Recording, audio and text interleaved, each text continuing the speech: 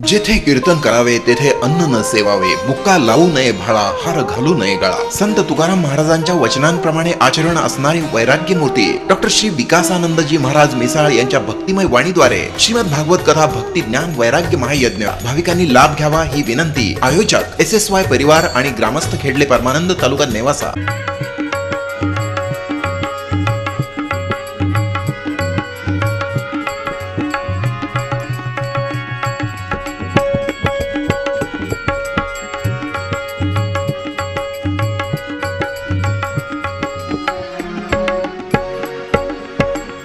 आरती कुंज बिहारी की, श्री गिरिधर कृष्ण मुरारी की. आरती कुंज बिहारी की, श्री गिरिधर कृष्ण मुरारी की.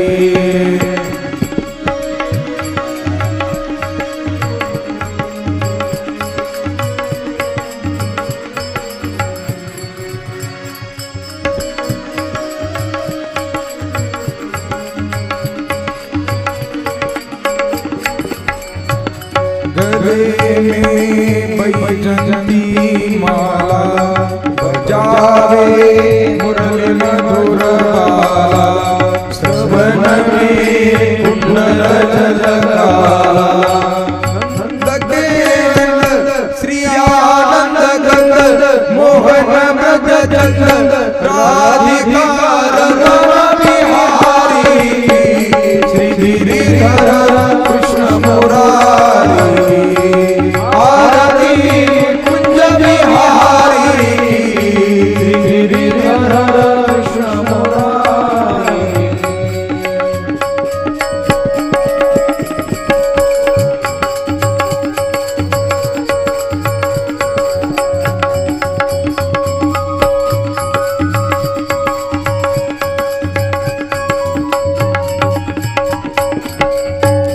गगन समंग कांति काली, राधिका चमक रही आली. रतन में हारे बनमाली, भ्रमर तिलक कस्तूरी तिलक. चंद्र सी झलक ललित छवि श्यामा प्यारी. श्री गिरिधर कृष्ण मुरारी. आरती कुंज बिहारी श्री गिरिधर कृष्ण मुरारी.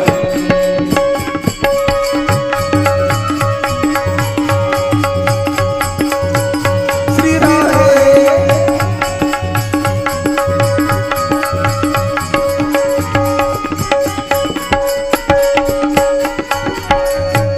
कनकमय मोर मुकुट विलसे, देवता दर्शन होतर से.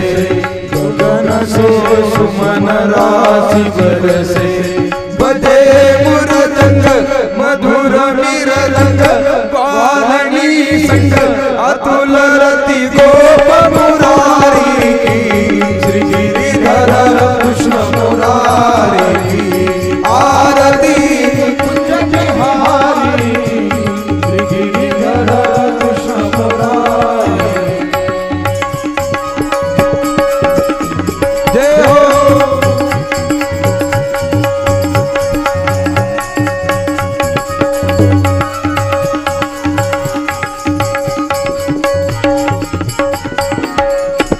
जहाँ से प्रकट भई गंगा, कलुष गली हरनीरी गंगा. स्मरण देहो तमोह भंगा, बसी शिव जटा के बीच. हरे अघ किच चरण छवि श्री बनारी. श्री गिरिधर कृष्ण मुरारी. आरती कुंज बिहारी जय हो. श्री गिरिधर कृष्ण मुरारी.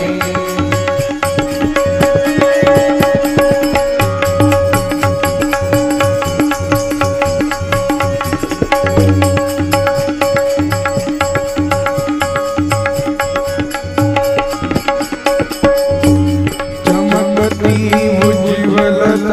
रेणु भज रहे वृंदावन वेणु चौड़िसी गोपी ग्वाल धेनु हसत मुख मंद यशोदानंद देवकी चंद भक्ति गोपी तुम्हारी श्री गिरिधर कृष्ण मुरारी आरती कुंज बिहारी श्री गिरिधर कृष्ण मुरारी श्री गिरिधर कृष्ण मुरारी पुंडलीक वरदा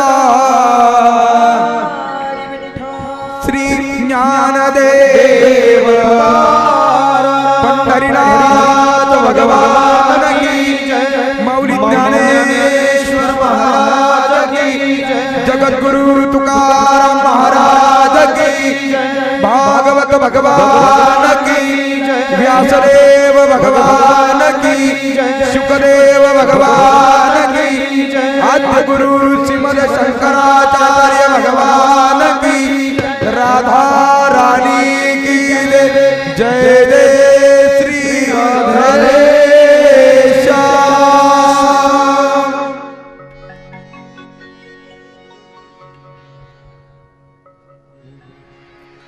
स्वस्ति श्री गणेशाय नमः स्वस्ति श्री गणेशाय नमः स्वस्ति श्री गणेशाय नमः ओम नमो भगवते वासुदेवाय ओम नमो भगवते वासुदेवाय ओम नमो भगवते वासुदेवाय ओम नमो भगवते वासुदेवाय ओम नमो भगवते वासुदेवाय ओम नमो भगवते वासुदेवाय ओम नमो भगवते वासुदेवाय ओम नमो भगवते वासुदेवाय ओम नमो भगवते वासुदेवाय ओम नमो भगवते वासुदेवाय ओम नमो भगवते वासुदेवाय ओम नमो भगवते वासुदेवाय। वंशी विभूषितकरार्णवनीरदाभात् पीताम्बरादरुणबिम्बफलाधरोष्टात् पूर्णेन्दुसुन्दरमुखादरविन्दनेत्रात् कृष्णात् परं किमपि तत्त्वमहं न जाने कृष्ण त्वदीयपदपङ्कजपञ्जरान्ते अद्यैव मे विशतु मानसराजहंस प्राणप्रयाणसमये कफवातपित्तये कण्ठावरोधनविधो स्मरणं कुतस्ते वक्रतुंड महाकाय सूर्यकोटिसमप्रभ निर्विघ्नं कुरु मे देव सर्वकार्येषु सर्वदा शुक्लां ब्रह्मविचारसार परमामाद्यां जगद्व्यापिनीं वीणा पुस्तकधारिणीम् अभयदां जाड्यान्धकारापहां हस्ते स्फाटिकमालिकां विदधति पद्मासने संस्थितां वन्दे तां परमेश्वरीं भगवतीं बुद्धिप्रदां शारदां नमोऽस्तुते व्यासविशालबुद्धे उदारविन्दायतपत्रनेत्र येन त्वया भारततैलपूर्णा प्रज्वालितो ज्ञानमयप्रदीपं मनोजवं मारुततुल्यवेगं जितेन्द्रियं बुद्धिमतावरिष्ठं वातात्मजं वानरयूथमुख्यं श्रीरामदूतं शरणं प्रपद्ये। यं प्रव्रजन्तमनुपेतमपेतकृत्यं द्वैपायनो विरहकातर आजुहाव पुत्रेति तन्मयतया तरवोऽभिनेदु तं सर्वभूतहृदयं मुनिमानतोऽस्मि। हे शङ्करं शङ्कराचार्यं केशवं बादरायणं सूत्रभाष्यकृतो वन्दे भगवन्तो पुनः पुनः। ॐ मृत्युञ्जयाय रुद्राय नीलकण्ठाय शम्भवे अमृतेशाय शर्वाय महादेवाय ते नमः। हे सर्वमङ्गलमाङ्गल्ये शिवे सर्वार्थसाधिके शरण्ये त्र्यम्बके गौरी नारायणे नमोऽस्तुते। ओम जयंती मंगला काली भद्रकाली कपालिनी दुर्गा क्षमा शिवा धात्री स्वाहा स्वधा नमोस्तुते गुरुर्ब्रह्मा गुरुर्विष्णु गुरुर्देव महेश्वरा गुरु साक्षात् परम ब्रह्म तस्मै श्री गुरवे नमः श्री गणेशाय नमः श्री सरस्वत्यै नमः श्री गुरुभ्यो नमः गजानना गजानना पार्वती नंदना मोरया गजानना गजानना गजानना पार्वती नंदना मोरया गजानना गजानना गजानना पार्वती नंदना मोरया गजानना गजानना गजानना पार्वती नंदना मोरया गजानना गजाननाची आवड मोठी धावत आलो आरतीसाठी गजाननाची आवड मोठी धावत आलो आरतीसाठी गजाननाची आवड मोठी धावत आलो आरतीसाठी गजाननाची आवड मोठी धावत आलो आरतीसाठी गजानना गजानना पार्वती नंदना मोरया गजानना गजानना गजानना पार्वती नंदना मोरया गजानना मोरया रे बाप्पा मोरया रे मोरया रे बाबा मोरया रे मोरया रे बाप्पा मोरया रे मोरया रे बाबा मोरया रे गणपती बाप्पा मोरया मंगल मूर्ती मोरया धरी बाबा मोरया मंगल मूर्ती मोरया गणपती बाप्पा मोरया मंगल मूर्ती मोरया गणपती बाप्पा मोरया मंगल मूर्ती मोरया सिद्धी विनायक मोरया मंगल मूर्ती मोरया विनायक मोरया मंगल मूर्ती मोरया मोरया रे बाप्पा मोरया रे रे बाबा मोरया रे स्वागतं कृष्णा शरणागतं कृष्णा स्वागतम कृष्णा शरणागतम कृष्णा कृष्णा रे स्वागतं कृष्णा शरणागतं कृष्णा स्वागतम कृष्णा शरणागतम कृष्णा हे स्वागतं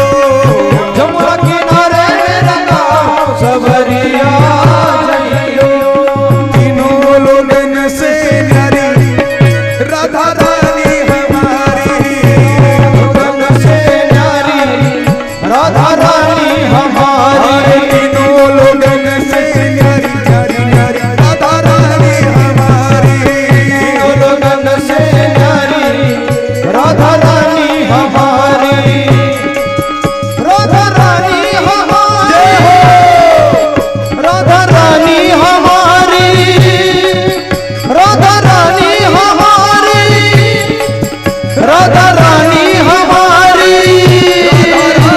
हमारी राधा रानी हमारी तीनों लोगन से न्यारी न्यारी न्यारी राधा रानी हमारी लोगन से न्यारी राधा रानी हमारी तीनों लगन से न्यारी राधा रानी हमारी तीनों लगन से न्यारी राधा रानी हमारी स्वागतम तू स्वागतम शरणागतम कृष्णा स्वागतम कृष्णा शरणागतम कृष्णा स्वागतम कृष्णा शरणागतम कृष्णा हरे कृष्णा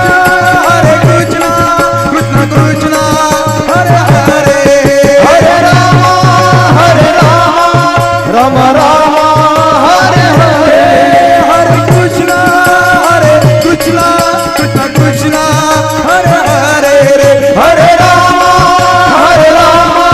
राम राम हरे हरे गोपाल कृष्ण भगवान की जय राधा रानी की जय जय श्री राधे श्याम हरि योऽन्त प्रविश्य मम वाचमिमां प्रसुप्तां सञ्जीवयत्यखिलशक्तिधर स्वधाम्नाम् अन्यशहस्तचरणश्रवणत्वगादीन् प्राणान्नमो भगवते पुरुषाय तुभ्यम्।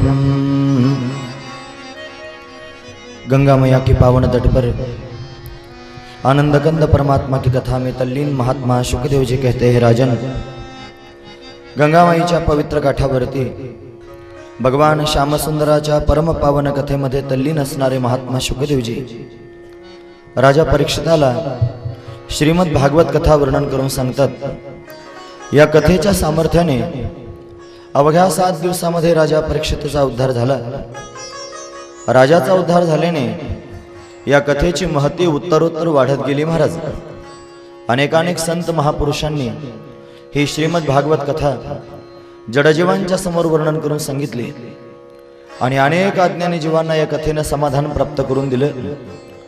तीच असणारी ही परम पावन श्रीमद भागवत कथा ही अकारण करुणा वरुणालय भक्तकाम कल्पद्रुम भगवान पांडुरंग परमात्म्याच्या अथांग करुणेने त्याच्या दयेने आणि या सर्व संयोजक मंडळीच्या माध्यमातून समस्त ग्रामस्थ, खेडले परमानंद आणि सर्व साधक SSY या सर्वांच्या माध्यमातून ही कथा आपल्या या श्रीक्षेत्र खेडले परमानंदामध्ये उपस्थित आहे. आज कथेचा 3रा दिवस आहे.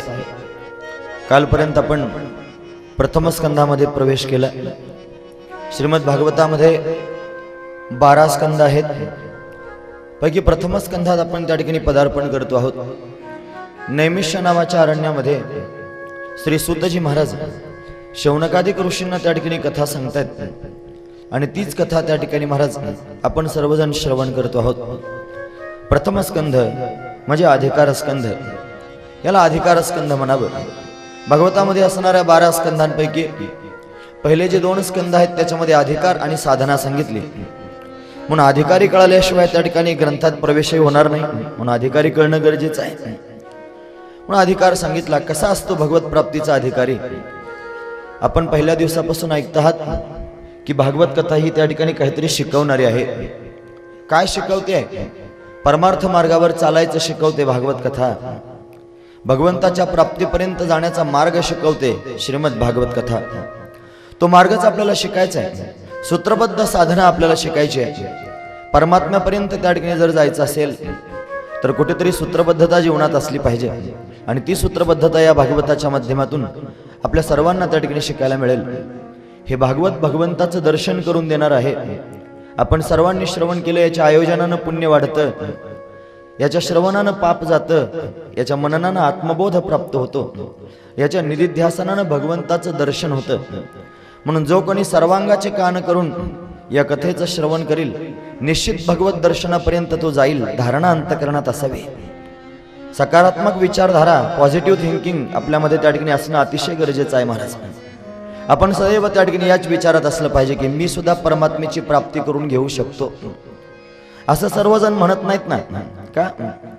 लोक म्हणतात ज्ञानोबरायांना भगवंताचं दर्शन झालं, तुकोबरायांना दर्शन झालं, नाथांना भगवंताचं दर्शन झालं, निळोबरायांना झालं, गोरोबा काकांना झालं, सावताबाबांना झालं, नामदेव महाराजांना झालं, या सगळ्या लोकांना भगवंताचं दर्शन झालं. अहो पण ते संत होते, त्यांना भगवंताचं दर्शन झालं. आपल्याला कसं काय भगवंताचं दर्शन होईल? प्रत्येक जनमानसामध्ये हीच भूमिका आहे महाराज. प्रत्येक मनुष्य हेच म्हणतोय, मी कुठे आणि ते कुठे. खरं सांगू, अहो ज्ञानोबर आहे, तुकोबर आहे, हे संतच नाहीत. अरे तुम्ही म्हणाल हे संतच नाही म्हणतोय, कसं काय? अरे त्यांना फक्त संत रूपानं पाहू नका, ते संत नाहीत, ते देव आहेत. तो देवच संतांच्या रूपानं प्रत्यक्ष प्रगट झाला. मग कशाकरिता संत झाला असेल देव? मी सांगतो असं नाही, साधू संतांनी सांगितलं. ज्ञानोबरायांविषयी बोलताना सांगितलं, महाविष्णूचा अवतार सखा माझा ज्ञानेश्वर महाविष्णूचा अवतार आहे. नाथांविषयी बोलताना सांगितलं, भानुदासाचे कुळी महाविष्णूचा अवतार, क्षेत्र प्रतिष्ठान नांदे गोदावरी तीर. जगद्गुरु तुकोबारायांविषयी त्या ठिकाणी बोलताना म्हटलं, तुका विष्णू नाही दुजा म्हणे रामेश्वर भट्ट द्विजा. तुका विष्णू नाही दुजा. प्रत्यक्ष भगवानच त्यांच्या रूपानं प्रगट झाला. नवे नवे ते भगवानच आहेत. आपण त्यांना संत म्हणतो आहोत आणि आपण त्या ठिकाणी असं म्हणतो आहोत की ते संत आहेत म्हणून त्यांना देव भेटला. अरे ते देवच आहेत बाबा. तो देवच संतांच्या रूपानं आला आणि काहीतरी आपल्या समोर त्या ठिकाणी सांगून गेला. त्याने सांगितलं असं वागा म्हणजे तुम्हाला देव प्राप्त होईल. त्यांच्या जीवनाकडे बघा. ऐकतात ना तुम्ही सगळेजण? म्हणून संतांचं जीवन त्या ठिकाणी पाहिलं पाहिजे. त्यांच्याकडे पाहिल्यानंतर आपल्याला आपली वस्तू सापडते. मौलिक ज्ञानोबा सांगतात, हरपले आपण आपे पावे, ते या संता ते पाहता गिवसावे, म्हणून ऐकावे वाणावे तेची सदा.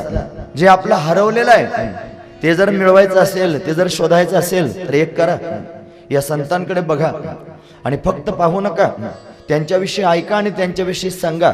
हे जर करत राहाल तर मग आपलीच वस्तू आपल्याला प्राप्त होईल. आपल्या जवळच आहे. काय करतात माहिती आहे ते संत? आपल्या जवळच आपल्याला दाखवतात. मौलिक ज्ञानोबा यांची एक ओवी आहे महाराज. ते म्हणतात, मोटके गुरुमुखे उदयजत दिसे, हृदय स्वयंभची असे, मग प्रत्यक्ष फावं लागे तैसे अपयसयाची. आपोआप अनुभवाला येतं. गुरूंच्या मुखातून थोडंसं बाहेर आल्यासारखं दिसतं, पण ते हृदयामध्ये स्वयंभू रूपानं आधीच असतं. मग ते त्यांनी सांगितल्यानंतर अपयसयाची आपोआप आपल्याला कळायला लागतं. मग आपल्याला स्वतःलाच बोध निर्माण होतो की अरे मी तो वासुदेव तत्वता, मी वासुदेव स्वरूप आहे. जो सर्वत्र वास्तव्य करतो त्याचं नाव आहे वासुदेव. आणि तो वासुदेवच त्या ठिकाणी मी आहे. मीच सर्वत्र वास्तव्य करतो आहे. मोठी भूमिका तयार होईल. म्हणून त्या परमात्म्याच्या दर्शनापर्यंत जाता येतं. याच माध्यमातून परमात्म्याला पाहता येतं. कणाकणातला परमात्मा अनुभवाला येतो. म्हणून साधू संतांनी हे सांगितलं आणि आपण ते त्या ठिकाणी फक्त ऐकतो आहोत. ऐकू नये, मग आचरणात आणावं. ते त्यांच्याकडे पाहून त्या ठिकाणी आपण वागावं. त्याने जसं सांगितलं तसं त्या ठिकाणी करावं. संतांची सेवा जर घडावी असं वाटत असेल तर काय केलं पाहिजे? वचनानं बोलिले ते जे बोलतील ते त्या ठिकाणी महाराज आपण केलं पाहिजे. हा महत्वाचा विचार आहे. म्हणून संतांच्या मार्गावर चाला, न पडे गुंता कुठे काही, मार्ग दावणी गेले आधी दयानिधी संत ते. तेनेच पंथे चालू जाता, न पडे गुंता कुठे काही गुंता पडत नाही. त्यांच्या मार्गाने चालायला सुरुवात करा आणि मग त्या ठिकाणी कळेल आपणही भगवंताचं दर्शन करू शकतो. कोणी स्वतःला कमी समजू नका. कोणी स्वतःला कमी समजू नका. भगवान दर्शन देतो, सर्वांना दर्शन देतो, सर्वांना भेटतो, सर्वांबरोबर बोलतो, सर्वांना परमात्म्याचा साक्षात्कार होऊ शकतो. फक्त आपण तेवढे सकारात्मक असलं पाहिजे. आपल्या अंतःकरणातला नकार काढून टाका. निगेटिव्ह थिंकिंग बाजूला करा. जर नकारात्मक विचारधारा बाजूला केली आणि सकारात्मक ऊर्जा जर त्या ठिकाणी धारण केली, विचारधारा जर धारण केली तर निश्चित आपल्याला त्या ठिकाणी तिथपर्यंत जाता येईल. जर विद्यार्थ्यानं त्या ठिकाणी परीक्षा देतानाच असा विचार केला की मी पासच होणार नाही, मी पासच होणार नाही, मी कसं काय पास होईन, असा जर विचार करत राहिला तर तो कधीच पास होऊ शकत नाही. त्यानं काय म्हणावं माहिती आहे, मला निश्चित 90% मार्क पडणार आहेत, निश्चित 90% मार्क पडणार आहेत. सांगू, निदान 35 तरी पडतील, 90 म्हणून जे नापास होणार आहे म्हणतं ते पास सुद्धा होऊ शकत नाही. म्हणून जाऊ द्या, सगळ्या जगाचा विचार सोडून द्या, आपला स्वतःचा विचार करा आणि विचार करून पहा. बारकाईने या संतांच्या चरित्रांकडे पाहायला मिळेल. जसं यांना परमात्म्याचं दर्शन झालं तसं मलाही परमात्म्याचं दर्शन होईल. का सांगतोय, कशाकरिता? अधिकार सांगायचा आहे, अधिकार स्कंद सांगतोय ना, मग त्याचा परिचय करून द्यायला नको? कसा असतो अधिकारी? आपण प्रत्येकानं सतर्क व्हावं, सजग व्हावं, जागृत व्हावं आणि जागृत होऊन त्या ठिकाणी विचार करावा महाराज की मला सुद्धा परमात्म्याचं दर्शन होऊ शकतं. ऐकणाऱ्या लोकांपैकी त्या ठिकाणी मला हात उंच करून सांगा, आपण किती वेळेला मनोमन असं त्या ठिकाणी म्हटलो की मला त्या ठिकाणी परमात्म्याचं दर्शन होईल? आपण किती दिवस त्या ठिकाणी परमात्म्याची वाट पाहतो आहोत? किती वेळा आपल्या जीवनात असा प्रसंग आला की मला कधी परमात्मा भेटेल म्हणून मला एक दिवसभर जेवणच गेलं नाही, रात्रभर मी झोपलोच नाही. असा एखादा मनुष्य सांगा, म्हणे का झोपले नाही? अहो मला देव कधी भेटेल अशी चिंता वाटली होती. असा कोणी सापडतो काय? अहो म्हणे यांनी 8 दिवसापासून काही खाल्लंच नाही. म्हणे का बरं? अहो ते सारखं म्हणतायत देव कधी भेटेल, देव कधी भेटेल, देव कधी भेटेल. असं कोणी सापडतो काय? कोणी सापडत नाही महाराज. म्हणून ऐका, भगवान भेटत असतो. आणखी सांगू, भगवंताची भेट होणं फार सोपं आहे, फार सोपं आहे. मग अवघड काय? का नाही भेटत? अवघड एकच आहे, भगवंताच्या प्राप्तीची उत्कट इच्छा निर्माण होणं. भगवंताच्या प्राप्तीची उत्कट इच्छा ज्या दिवशी निर्माण होईल त्या दिवशी परमात्मा जवळच आहे. त्याला दुरून आणावं लागत नाही, आपल्यामध्येच त्या ठिकाणी प्रगट होत असतो. म्हणून ही कथा ऐकत असताना सर्वांनी त्या ठिकाणी निश्चय करा, या प्रांगणात, या पवित्र असणाऱ्या कथेच्या मंडपात, या पंडालात येऊन बसलात ना, आपल्या अंतकरणापासून त्या ठिकाणी इथे समोर भगवंताला नमस्कार करा आणि त्याला सांगा, हे देवा, मी तुझी कथा श्रवण करण्याकरिता बसलोय आणि कथेतला बाबा सांगतोय की तू सर्वांना भेटत असतो. तू लहान मोठं पाहत नाही, उच्च नीच पाहत नाही, श्रीमंत गरीब पाहत नाही, ज्ञानी अज्ञानी पाहत नाही, जात धर्म कुळ पंथ काही पाहत नाहीस. तू फक्त अंतकरणातला भाव, अंतकरणातली श्रद्धा पाहतोस. मग माझ्या कोणत्याच अवगुणांकडे पाहू नको रे कन्हैया. मी जसा आहे तसा माझा स्वीकार कर, मी जसा आहे तसा त्या ठिकाणी माझा स्वीकार कर. मी तर अवगुणांची खान आहे, मी तर दोषांचा डोंगर आहे, मी अविचारी आहे, मी अभागी आहे, मी दुःखी आहे, मी अज्ञानी आहे. मी जसा असेल तसा तू माझा स्वीकार कर, असं भगवंताला म्हणा. दयाळू आहे भगवान, तुमची आर्त असणारी हाक भगवान ऐकेल आणि ऐकून निश्चित त्या ठिकाणी तुमच्या या शब्दांकडे लक्ष देऊन तुमचा विचार करेल. आणि पक्का निश्चय करा, हे शरीर सुटण्याच्या आधी एकदा तरी भगवंताचं दर्शन व्हावं. भगवंताला विनंती करावी, हे कन्हैया, कृष्ण त्वदीय पद पंकज पंजरांते अद्यैव मे विशतु मानस राजहंस प्राण प्रयाण समये कफवात पित्तये कंठावरोधन विधो स्मरणम कुतस्ते. हे कन्हैया, मला अखंड तुझं स्मरण व्हावं. आणि जो कोणी अंतकरणापासून असं स्मरण भगवंताचं करतो, भगवान त्याला सांभाळतो. साधू संतांनी अनुभवानुसार त्या ठिकाणी सांगितलं महाराज. इतरांकडे त्या ठिकाणी पाहिलं, उत्कट भक्ती करणारे जे भक्त आहेत त्यांच्याकडे पाहिलं आणि मग कळालं की हा भगवान सांभाळतो. तुकोबारांनी त्या ठिकाणी सगळ्या साधू संतांचा परिचय करून घेतला, त्यांचं जीवन चरित्र पाहिलं, ते अभ्यासून लोकांना सांगितलं भगवान कसा आहे, भक्तांकरिता काय करतो. हे निर्वाणी गोविंद असे मागे पुढे काहीच साकडे पडोने दे, काहीच साकडे पडोने दी, काहीच साकडे पडोने दी. निर्वाणी गोविंद असे मागे पुढे काहीच साकडे पडोने दी, काहीच साकडे पडोने दी, काहीच साकडे पडोने दी. निर्वाणी गोविंद असे मागे पुढे काहीच साकडे पडोने दी. निर्वाण समयाला भगवान मागे पुढे उभा राहतो. बघा ना, अनेक माध्यमातून परमात्म्याकडे जाणारी माणसं आपण पाहतो. जो ज्ञानी असतो ना, या ज्ञानाला रात्रंदिवस त्या स्वरूपाच्या चिंतनाच्या ठिकाणी स्वतःहून स्थिर राहावं लागतं. जो योगी असतो ना, या योग्याला अंतकाल समयाला आपली संपूर्ण चेतना एकवटून सहस्रारामध्ये जमा करावी लागते. तिथून त्याला त्या ठिकाणी मार्ग सापडतो. पण भक्ताचं असं आहे ना महाराज, त्यानं भगवंताचं चिंतन करत राहावं. भगवंताचं चिंतन केल्यानं त्याला स्वतःला काहीच करावं लागत नाही. मग काय होतं, भगवानच सगळं काय करतो, तो सर्व काय करतो महाराज, भक्तांचा सांभाळ करतो. निर्वाण समयाला भक्तांच्या मागे पुढे उभा राहतो आणि सांभाळतो. हे ज्याला कळतं आणि हे कळून जो त्या ठिकाणी भगवंताच्या प्राप्तीकरिता आणि मार्गस्थ होतो, भक्तीला लागतो, तोच खरा अधिकारी. जो सर्वस्व भगवंताला देऊन भगवंताचं चिंतन करतो. नारदजी महाराज सांगतात, भक्ती म्हणजे काय, तदार्पित अखिल आचारिता, तदार्पित अखिल आचारिता. भगवंताला आपलं संपूर्ण जीवन समर्पित करून टाकावं, आपले सगळे कर्म भगवंताला देऊन टाकावेत. आणि हीच खऱ्या अर्थानं भक्ती आहे महाराज. सगळं देवाचंच आहे, माझं काहीच नाही. भक्तांच्या जीवनातून दोन शब्द कायमचे काढून टाकलेले असतात. कोणते माहिती आहे, मी आणि माझे. बस या मीच्या जागेवर शब्द घातला असतो तू, आणि या माझेच्या जागेवर शब्द असतो तुझे. देवा मी नाही, आता तूच आहेस, आणि माझं काही नाही, सगळं तुझंच आहे. ज्या दिवशी तू आणि तुझेचा उदय होईल, त्या दिवशी खऱ्या अर्थानं जीवन मंगलमय होईल. हाच खरा अधिकारी, अधिकारस्कंध आपण पाहतो आहोत. म्हणून श्रीमद भागवतामध्ये त्या ठिकाणी अधिकारी सांगितला, भगवत प्राप्तीचा अधिकारी कसा असावा. कथा तीन प्रकारची असते महाराज. एक असते यज्ञांग कथा, दुसरी असते लोककल्याण कथा, आणि तिसरी असते मोक्ष कथा. जशी कथा तीन प्रकारची असते, तसा कथेचा त्या ठिकाणी अधिकारी सुद्धा तीन प्रकारचा असतो. श्रवण करणारा अधिकारी आणि कथा सांगणारा अधिकारी, दोनही त्या ठिकाणी तीन प्रकारचे असतात. एक असतो त्या ठिकाणी महाराज कनिष्ठ, दुसरा असतो मध्यम, आणि तिसरा असतो श्रेष्ठ. कथेंमध्ये तीन प्रकारचे भाव आहेत महाराज. यज्ञांग कथा कनिष्ठ भाव आहे. का बरं, एखाद्या यज्ञाचं आयोजन करावं आणि त्या यज्ञामधून त्या ठिकाणी उरलेला जो वेळ आहे, त्या उरलेल्या वेळामध्ये त्या ठिकाणी काहीतरी चिंतन करावं, काहीतरी कथा सांगावी, याचं नाव आहे यज्ञांग कथा. यज्ञांग कथा. इथे त्या ठिकाणी नैमिषारण्यामध्ये सूतजी महाराज कथा सांगतायत ना, ही कथा यज्ञांग कथा आहे. ऋषीमुनी एकत्र झाले आणि त्यांनी मोठं सत्र सुरू केलं, यज्ञ सुरू केला. त्या यज्ञातून उरलेल्या वेळामध्ये त्या ठिकाणी कथा सुरू आहे.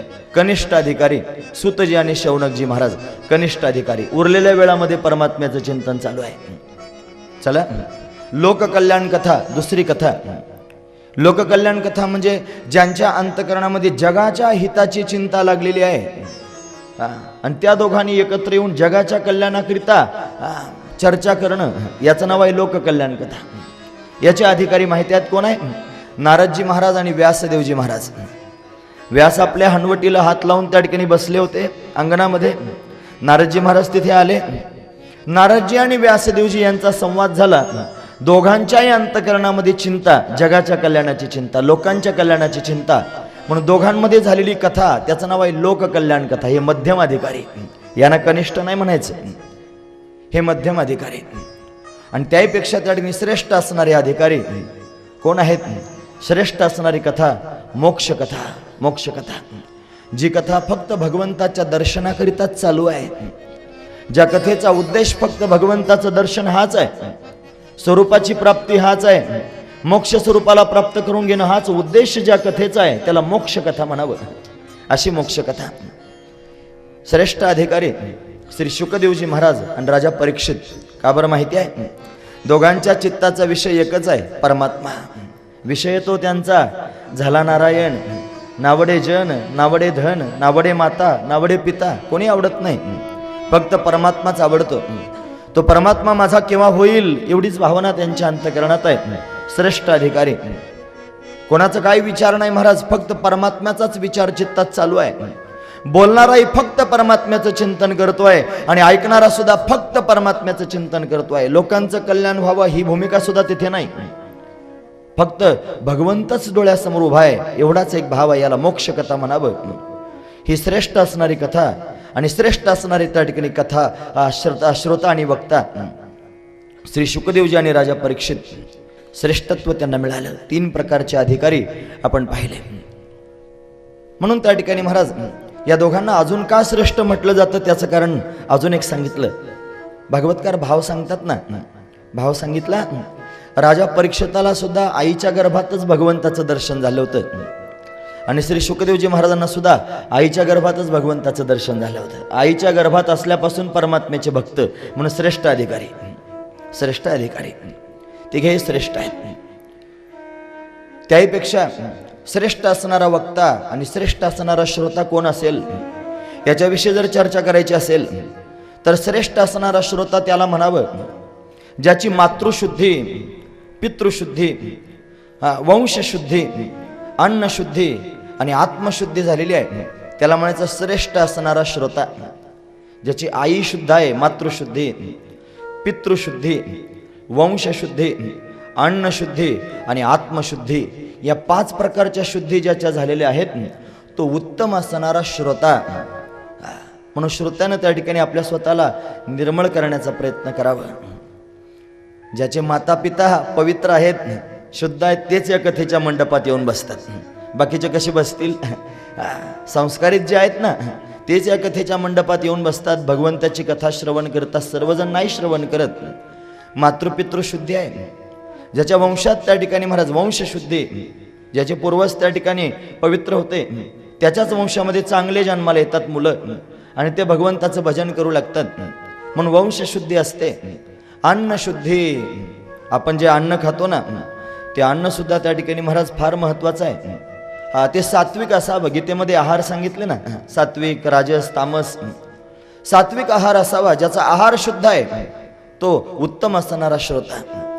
आणि आत्मशुद्धी, ज्यानं स्वतःकडे पाहिलंय आणि पाहून त्या ठिकाणी महाराज स्वतःला ओळखण्याचा प्रयत्न करू लागला, स्वतःला शोधू लागला आणि स्वतःला शोधून त्यानं मी सच्चिदानंद रूप आहे हे जाणून घेतलं. मी नित्य आहे, मी शुद्ध आहे, मी बुद्ध आहे, मी मुक्त आहे, मी अनादि आहे, मी अनंत आहे. हा भाव ज्याच्या पोटात तयार झाला त्याची आत्मशुद्धी. असा उत्तम असणारा त्या ठिकाणी श्रोता. उत्तम वक्ता कोण आहे माहिती आहे? उत्तम वक्ता जो त्या ठिकाणी वागतो तसाच बोलतो किंवा जो बोलतो तसाच वागतो तो उत्तम असणारा त्या ठिकाणी वक्ता, बोलणारा. म्हणून हे दोघेही त्या ठिकाणी महाराज असे असले पाहिजेत. ही सुंदर असणारी त्या ठिकाणी कथा. या कथेला त्या ठिकाणी फक्त कथा म्हणू नये, याला कथा म्हणावं, कथामृत. कारण अमृतही 2-3 प्रकारचं असतं ना. एक लौकिक अमृत, एक अलौकिक अमृत आणि एक पारलौकिक अमृत. ऐकतात ना तुम्ही सर्वजण? लौकिक अमृत म्हणजे काय माहिती आहे? आपण या भूमंडलावर राहतो, इथे जीवन जगण्याकरिता अतिशय त्या ठिकाणी महत्वाचा घटक असेल तर जल, जीवन, पाणी, नीर आपण त्याला म्हणतो. हे अमृत आहे, याला लौकिक अमृत म्हणावं. हे जर नसेल तर आपण जगू शकत नाहीत. जगण्याचं साधन पाणी, लौकिक अमृत. अलौकिक अमृत जे लौकिक नाही, अलौकिक आहे, स्वर्गात मिळतं, त्याला स्वर्गातलं त्या ठिकाणी अमृत म्हणावं. सुधा कुंभ गृहीत्वैव आपण ऐकलं ना, देवस्तत्र समागमन. म्हणून देवतांना प्यायला मिळतं ते अमृत, ते अलौकिक असणारं अमृत आहे. पण श्रीमद भागवत अमृत त्या ठिकाणी महाराज लौकिक अमृत नाही, अलौकिक अमृत नाही, ते पारलौकिक अमृत आहे. त्याला पारलौकिक अमृत म्हणावं. असं आहे. हे अमृत त्या ठिकाणी सदैव नित्य आहे, नित्य त्या ठिकाणी टिकून राहतं. कारण ही कथा आपण आज ऐकतो आहोत म्हणजे आजची आहे असं समजू नका.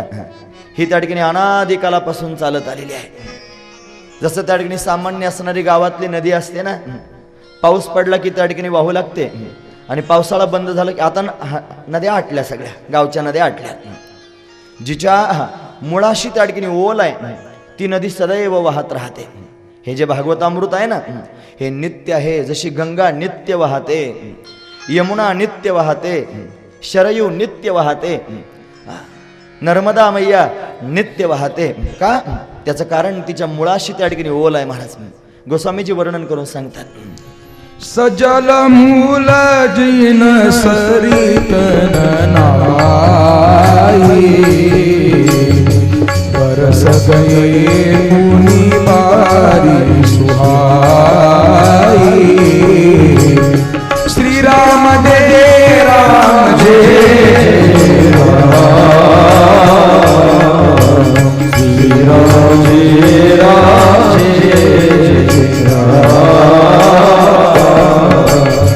सजमूल जिन सरितन नाही बरसी गए पुनि बारी सुहाई राम सिया राम सिया राम जय जय राम राम सिया राम जय जय राम जय जय राम सियावर रामचंद्र भगवान की जय। सजल मूल जिन सरितन नाही बरसी गये पुनि बारी सुखाय. ज्या नदीचं मूळ त्या ठिकाणी जलानं युक्त नाही ती नदी पाऊस पडल्यावर वाहते आणि पाऊस बंद झाला की कोरडी होऊन जाते. ही भागवत रूपी नदी, भागवत रूपी गंगा, हे भागवतामृत सदैव प्रवाहित होत आहे. का बरं? याचं मूळ त्या ठिकाणी सजल आहे. परमात्मा याचं मूळ आहे महाराज. म्हणून भगवता प्रोक्तम भागवतम आपण ऐकतो ना, म्हणून परमात्म्यानं त्या ठिकाणी महाराज ही प्रवाहित केलेली आहे म्हणून सदैव प्रवाहित होते आहे. म्हणून ही त्या ठिकाणी नित्य आहे. स्वर्गातलं जी त्या ठिकाणी अमृत आहे ना, हे क्षणिक आहे महाराज, क्षणिक आहे. जोपर्यंत त्या ठिकाणी पुण्य असतं तोपर्यंतच त्याचा प्रभाव प्रतीतेला येतो, प्रभाव संपून जातो. आणि लौकिक असणारं जे त्या ठिकाणी अमृत आहे जल, हे अनित्य आहे. कधी असतं कधी नसतं. विहिरीला पाणी कधी असतं कधी नसतं. बोरिंगला पाणी असतं कधी नसतं. हे अनित्य आहे, नित्य नाही. म्हणून लौकिक अमृत अनित्य, पारलौकिक अमृत क्षणिक आणि अलौकिक अमृत क्षणिक आणि पारलौकिक अमृत नित्य. श्रीमद भागवत कथा पारलौकिक अमृत आहे, नित्य आहे, सदैव आहे. म्हणून त्याचं पान केलं पाहिजे. पण कसा अधिकारी असलं पाहिजे? श्रेष्ठ अधिकारी व्हावं आणि श्रेष्ठ अधिकारी होऊन त्याचं पान करावं, सेवन करावं. आणि मग ते त्या ठिकाणी महाराज विशेष रूपानं फलद्रूप होईल, भगवत रूपता त्या ठिकाणी प्राप्त करून देईल, असं त्याचं सामर्थ्य आहे. हे भागवत म्हणजे भक्ती ज्ञान आणि वैराग्य यांचा संगम आहे. भक्ती ज्ञान आणि वैराग्य यांचा संगम या भागवताला असं त्या ठिकाणी म्हणावं. आपण काल त्या ठिकाणी महाराज या भागवतातील प्रथम श्लोक पाहिला. या प्रथम श्लोकाचं त्या ठिकाणी वर्णन करताना जन्माद्यस्य यतोन्वयादितरतच्चार्थेष्व विज्ञस्वराट तेने ब्रह्महृदाय आदि कवये मुह्यन्ति यत्सूरया तेजो वारि मृदाम यथा विनिमयो यत्र त्रिसर्गो मृषा धाम्ना स्वेन सदा निरस्त कुहकम सत्यम परम धीमहि. सत्य स्वरूपाची वंदना करतात. जो परमात्मा या संपूर्ण जगताचं त्या ठिकाणी मूळ कारण आहे, त्याच्यापासूनच संपूर्ण विश्व निर्माण झालं. पण त्यानं काहीच नाही केलं. सांगू, मौली ज्ञानोबराज सांगतात, हे मजचे स्तव झाले परी म्या नाही केले, ऐसे जेने जाणीतले तो सुटला गा. हे ज्यानं जाणलं तो सुटला. महाराज म्हणतात हे सगळं माझ्याच पासून झालं पण मी काहीच केलं नाही. हे ज्यानं जाणलं तो खऱ्या अर्थानं सुटतो. लोक त्या ठिकाणी यातल्या सूक्ष्म असणाऱ्या विचारापर्यंत जातच नाही. हे कसं झालं, हे का निर्माण झालं, याच्याविषयी कोणी काही विचार करत नाही महाराज. पण शास्त्रकारांनी त्याचा विचार केला. अनेक शास्त्रकार अनेक प्रकाराने त्याचं वर्णन त्या ठिकाणी करून सांगतात. जगताची संगती लावण्याकरिता अनेक शास्त्रकार भांडण करतायत महाराज. न्यायशास्त्र आहे, वैशेषिक शास्त्र आहे, सांख्यशास्त्र आहे, योगशास्त्र आहे, पूर्वमीमांसा शास्त्र आहे, उत्तरमीमांसा शास्त्र आहे. हे 6 आस्तिक शास्त्र आहेत आणि 6 नास्तिक शास्त्र आहेत महाराज. आस्तिक आणि नास्तिक म्हणजे काय माहिती आहे? आपल्या दृष्टीनं आस्तिक आणि नास्तिक आपण त्याला जो देवाला मानतो तो आस्तिक, जो देवाला मानत नाही तो नास्तिक. ही आपली व्याख्या. पण वस्तुस्थितीत व्याख्या अशी नाही. आस्तिक त्याला म्हणावं जो वेदाला मानतो, ज्याला वैदिक धर्म मान्य आहे तो आस्तिक, आणि जो वेदाला मानत नाही तो नास्तिक. नास्तिको वेद निंदक. नास्तिक त्याला म्हणावं जो वेदाची निंदा करतो. म्हणून वेदाला न मानणारे 6 लोक आहेत. चार्वाक वेदाला मानत नाही. चार्वाक शास्त्रकार आहे ना, वेदाला मानत नाही. बौद्ध वेदाला मानत नाही. हे 4 भाऊ आहेत. याच्यामध्ये 4 शाखा आहेत. ते चौघेही त्या ठिकाणी वेदाला मानत नाहीत. का बरं? भगवान बुद्धानं 4 शिष्यांना 4 प्रकारचा उपदेश केला. क्षणिकम क्षणिकम शून्यम शून्यम असा 4 प्रकारे उपदेश केला. 4 शाखा निर्माण झाल्या. चौघेही वेदाला मानत नाहीत आणि चार्वाकही वेदाला मानत नाही आणि जैन वेदाला मानत नाही. असे त्या ठिकाणी 6 शास्त्र आहेत जे वेदाला मानत नाहीत म्हणून त्यांना नास्तिक म्हणतात.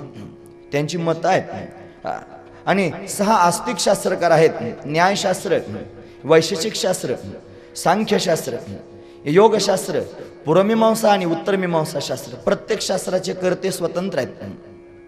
न्यायशास्त्राचे कर्ते आहेत गौतम ऋषी, वैशेषिक शास्त्राचे कर्ते आहेत कनाद ऋषी, योगशास्त्राचे कर्ते आहेत पतंजल महामुनी, सांख्यशास्त्राचे कर्ते आहेत कपिल भगवान, पूर्वमीमांसा शास्त्र जैमिनी महाराजांनी सांगितलं आणि उत्तरमीमांसा शास्त्र व्यासदेवांनी सांगितलं. हे 6 त्या ठिकाणी आस्तिक शास्त्रकार आहेत. आणि प्रत्येकानं आपापल्या मतानं त्या ठिकाणी या विश्वाची निर्मिती कशी झाली ही मतं मांडायला सुरुवात केली. प्रत्येकजण त्या ठिकाणी आपापलं मत मांडण्याचा प्रयत्न करतो आहे. आणि आणखी ऐका, जे मत असतं ना ते सदैव खंडित होतं. मत खंडित होऊ शकतं, पण जो सिद्धांत असतो ना तो अबाधित असतो. म्हणून वैदिक सिद्धांत कळावा, तो विचाराची कसमच झाल्याशिवाय कळत नाही. म्हणून आपल्या वारकरी संप्रदायातल्या साधू संतांनी वैदिक सिद्धांत शोधून काढला. संत एकांती बैसले, सर्व सिद्धांत निवडिले, सगळे सिद्धांत पाहिले.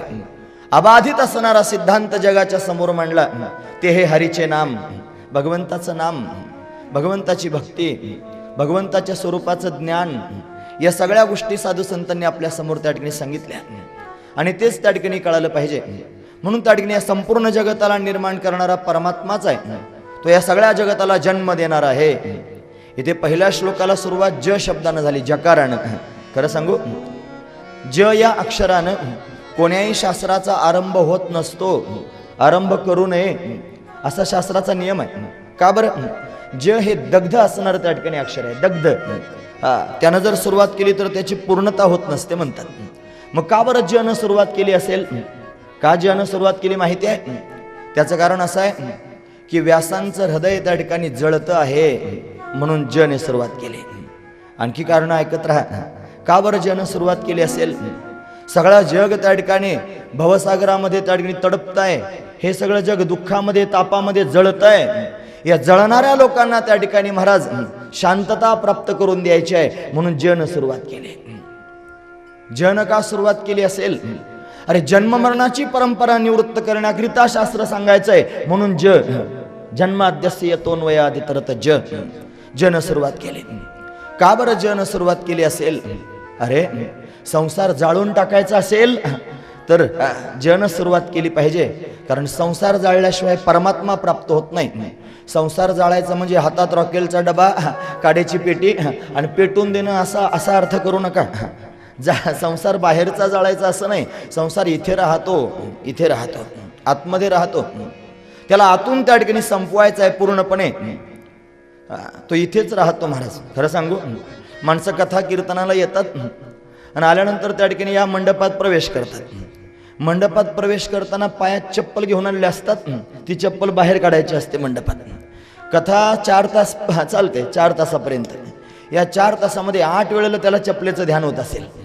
सगळ्यांना नाही बरं, एखादाच असा सापडतो की तो चप्पलेचं चिंतन करतो. कुठे बसून? कथेत बसून. भगवंताची कथा अशी आहे की कोणाची आठवण होऊ देत नाही, ती फक्त त्याचीच आठवण करून देते. पण काही असे पण सापडतात महाभाग, साधी चप्पल आहे महाराज पायातली, जी दरवाजाच्या बाहेर सोडलेली आहे ती सारखी चित्तात राहते. मग ती बाहेर आहे का इथे आहे, थोडा विचार करण्यासारखी गोष्ट आहे. आपण तिला घेऊन आलो मंडपात आणि कुठं ठेवलंय माहिती आहे? इथं ठेवलंय. ती साधी चप्पल सुद्धा इथे राहते. तर आपलं घर, आपला बंगला, आपली गाडी, आपली शेती, आपली मुलं, आपली बायको, आपला सगळा प्रपंच, याला आपण कुठे ठेवतात? त्याला सुद्धा इथेच ठेवतात. म्हणून संसार जाळायचा म्हणजे काय करायचं? त्याला इथून बाहेर काढायचं आहे, बाहेरून नाही सोडायचा. कोण्या साधू संतांनी त्या ठिकाणी संसार सोडून वनात निघून जा असं नाही सांगितलं. ते म्हणतात ठाईच बैसोनी करा एक चित्त, आवडी अनंत आळवावा. त्यांनी सांगितलं भगवंताचं भजन तुम्हाला करता येईल. प्रपंच असावे असो आणि नसावे, सुखे करावा संसार, न संडावे दोन्ही वार, महाराज वर्णन करून सांगतात. म्हणून त्या ठिकाणी महाराज संसारात असावं, पण संसारात त्या ठिकाणी गुंतून राहू नये, हा महत्वाचा विचार. म्हणून संसार जाळला पाहिजे. म्हणजे संसार जाळण्याचं साधन आहे, म्हणून जकारानं सुरुवात केली. काही गोष्टी आहेत ना जन सुरू झालेल्या. याच भागवतामध्ये त्या ठिकाणी गोपीगीत आहे. गोपीगीत फार मोठं आहे महाराज. भावयुक्त असणारं गोपीगीत, त्याच्यामध्ये फार सुंदर भाव सांगितला. हे गोपीगीत त्या ठिकाणी तप्त झालेल्या जीवांना शांत करणार आहे. त्याच्यातलंच त्या ठिकाणी शब्द वाक्य सांगतो, तव कथामृतम तप्त जीवनम. तुझी जी कथा आहे ना देवा, ही तापलेल्या जीवांना त्या ठिकाणी शांत करणारी आहे, अमृत देणारी आहे, अशी असणारी कथा. गोपीगीत त्या ठिकाणी फार महत्वाचं आहे. आमच्या गुरुजींना विचारलं, आमच्या स्वामीजींना म्हटलं, महाराज भागवत त्या ठिकाणी आम्ही सांगतो आहोत. मोठ्या प्रेमानं ते त्या ठिकाणी भागवत कथा श्रवण करतात आणि ते स्वतःही त्या ठिकाणी इतरांच्या समोर सांगतात. म्हटलं भागवताचा तुम्ही अभ्यास करता, याच्यामध्ये सगळ्यात महत्वाचं तुम्हाला काय वाटलं सांगा ना. ते म्हटले भागवतामध्ये असणारे जे 5 अध्याय आहेत त्याला रास पंचाध्यायी म्हणावं. हे रास पंचाध्यायी म्हणजे भागवताचे 5 प्राण आहेत. त्याच्यामध्ये सुद्धा मुख्य असणारा प्राण जर कोणता असेल तर गोपीगीत आहे. स्वामीजी वर्णन करून सांगतात गोपीगीत. त्या गोपीगीताची सुरुवात कशी झाली माहिती आहे? जयति तेधिकं जन्मना व्रज श्रयत इंदिरा शश्वतस्रही. जयति तेधिकं जन्मना व्रज श्रयत इंदिरा शश्वतस्रही. ज सांगायचंय ना म्हणून सांगताय. जयति तेधिकम, हे कन्हैया अरे तू या ब्रजभूमीत त्या ठिकाणी आलास ना, एवढं त्या ठिकाणी आनंद झाला. श्रयत इंदिरा, इंदिरा म्हणजे लक्ष्मी, तुझं स्वागत त्या ठिकाणी करते आहे. तू आला तर आमच्या ब्रजभूमीमध्ये त्या ठिकाणी इंदिरा वास्तव्य करू लागली, लक्ष्मी वास्तव्य करू लागली. म्हणून जन सुरुवात केली का? गोपिकांचं हृदय जळत आहे म्हणून. ब्रह्मसूत्र व्यासांनी निर्माण केले ना, त्यातलं पहिलं सूत्र आहे अथा तो ब्रह्म जिज्ञासा. जिज्ञासा ज त्याच्यातही त्या ठिकाणी आहे. म्हणून जन सुरुवात केली. म्हणून संदिग्ध असणाऱ्या त्या ठिकाणी संस्कृतीच्या संदिग्धाने त्या ठिकाणी जीव जळतोय, त्याला मुक्त करण्याकरिता त्या ठिकाणी महाराज जकारानं सुरुवात केली. म्हणून जन्माद्यस्य यतोन्वयादितरत, हे संपूर्ण विश्व त्या ठिकाणी परमात्मा निर्माण करतोय, त्याच्यापासून हे निर्माण झालं. तोच परमात्मा याच्यामध्ये भासतोय. जसं त्या ठिकाणी मृगजळावर पाण्याचा भास व्हावा, पाणी नसावं ते मृगजळ असावं. जसं ते एकमेकावर भासताय तसं त्या ठिकाणी सूर्याच्या प्रखर किरणांनी उखर भूमीवर त्या ठिकाणी प्रवेश करून आणि या उखर भूमीमधून त्या ठिकाणी मृगजळ प्रतीतीला येतं. तसं परमात्मा स्वरूपावरती हे जगत प्रतीतीला येतं. तेजो वारी मृदाम यथा विनिमयो यत्र त्रिसर्गो मृषा. असं त्या ठिकाणी परमात्म्याचं स्वरूप आहे. तो परमात्मा या सर्वांमध्ये व्याप्त आहे, पण नामानिराळा आहे. असा असणारा जो परमात्मा तो सत्य आहे. म्हणून त्या सत्य असणाऱ्या परमात्म्याचं धामना स्वेन सदा निरस्त कुहकम सत्यम परम धीमही, सत्य असणाऱ्या परमात्म्याचं आपण ध्यान करू. ध्यान सांगितलं. ध्यान म्हणजे काय माहिती आहे? ध्यान म्हणजे आठवण. आठवण म्हणजे स्मरण. देवाला शोधायला त्या ठिकाणी दूर जायची गरज पडत नाही हो, तो आपल्या जवळच आहे. फक्त आपण त्याची सतत आठवण केली पाहिजे. मी सच्चिदानंद स्वरूप आहे याची आठवण केली पाहिजे. लोक म्हणतात तोंडाने, म्हणणारे लोक फार सापडतात. अहम ब्रह्मास्मी, अहम ब्रह्मास्मी, अहम ब्रह्मास्मी म्हणतात. म्हणणं वेगळं आणि मांडणं वेगळं. मांडणं म्हणजे आठवणीत ठेवणं, सदैव त्याची आठवण राहणं. आपण सगळेजण कथा ऐकत आहात. मला तुम्ही सांगा तुमचं नाव काय आहे हो? आपापलं नाव घ्या.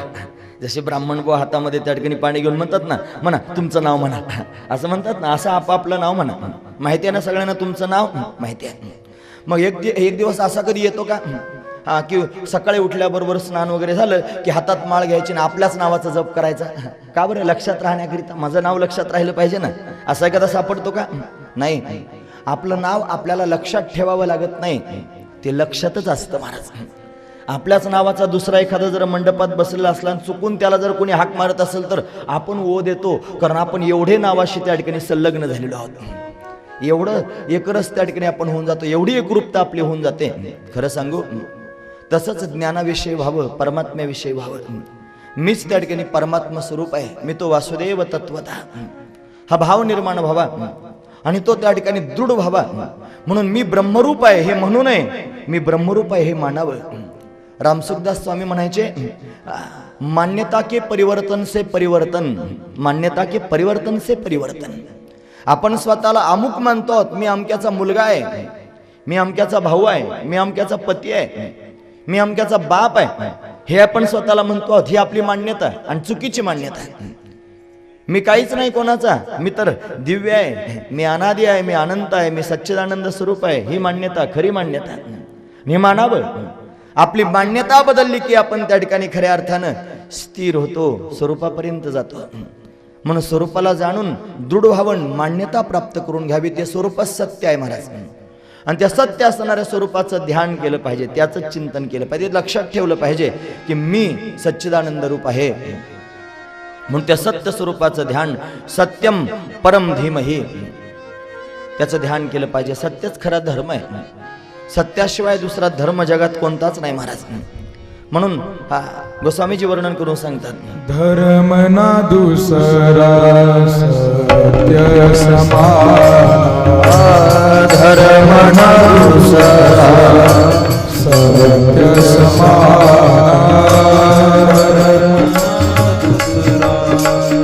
सत्य समान, धर्म ना दुसरा सत्य समान. आगमनी